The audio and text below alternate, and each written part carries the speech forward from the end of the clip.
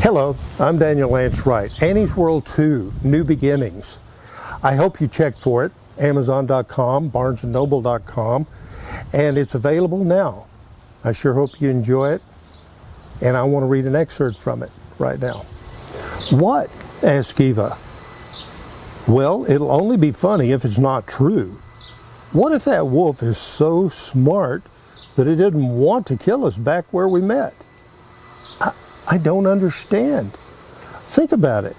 He didn't have to drag our carcasses to his den. We followed him to his home. Now he has fresh meat and didn't have to carry it. That's not funny at all. It's scary, said Eva as she stepped around behind Annie. I was just kidding. Eva pouted. I don't like jokes like that. Let's climb up there and see what that gorgeous beast with the beautiful golden eyes has to show us. The animal sat on its haunches at the entrance to what indeed turned out to be a cave. Once Annie and Eva committed to that direction and began climbing, the wolf casually turned and disappeared into the oblong entrance that was nothing more than a broad crack in the stone surface. We're not going in there, are we? Eva asked. Maybe, but I'll peek inside first. Don't want to barge in and startle a big black wolf or another wolf into attacking me.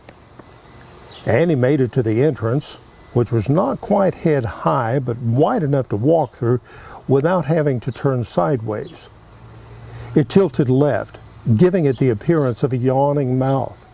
She took Eva's hand and pulled her close. Stay behind until I can figure out what's going on in there. Okay. Eva clutched a wadded handful of Annie's loose-fitting white linen top. Annie glided laterally 2 steps and craned her head around into the opening of the cave.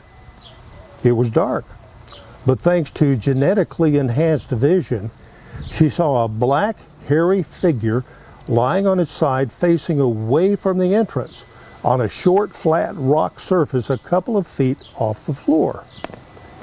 Eva leaned around to see what Annie saw. It looks like another wolf. I don't think so, Annie whispered. It's not? Wolves don't make bedding out of animal hides and wear pants, but it's so hairy. The wolf eased over and nuzzled his snout between the arm and body of the figure. It apparently woke the person.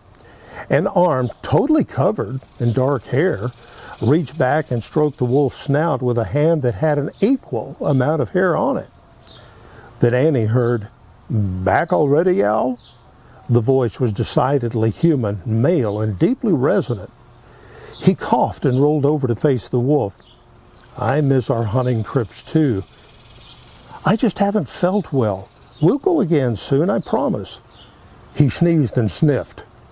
His head, face and neck included, were covered with the same thick dark hair.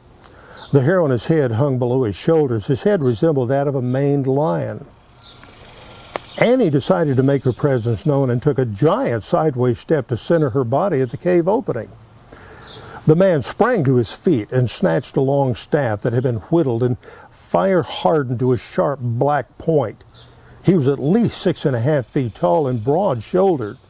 Stay back, he bellowed. You're not welcome here. He looked to the wolf. Yowl!